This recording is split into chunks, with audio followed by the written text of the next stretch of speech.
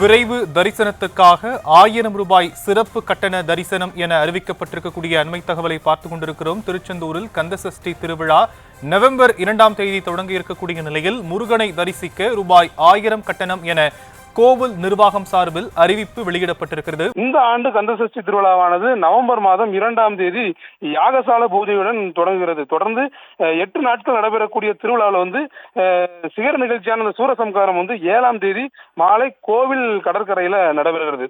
பல லட்சக்கணக்கான பக்தர்கள் கலந்து கொள்வார்கள். இதுல 6 நாட்களும் கோவிலில் தங்கி முருகனை தரிசனம் செய்து பக்தர்கள் வழிபடுவது வழக்கம். இதே போலதான் கடந்த ஆண்டும் இதே போல 1000 ரூபாய் விரைவு தரிசனம் டிக்கெட்டும் நடைமுறைப்படுத்தப்பட்டது. இதில் பல்வேறு பக்தர்கள் விமர்சனங்கள் எழுந்தாலும் கூட இந்த ஆண்டும் அதே போல அவர்கள் 1000 ரூபாய் விரைவு தரிசனம் குறித்து ஒரு அறிவிப்பானது வெளியாகியுள்ளது.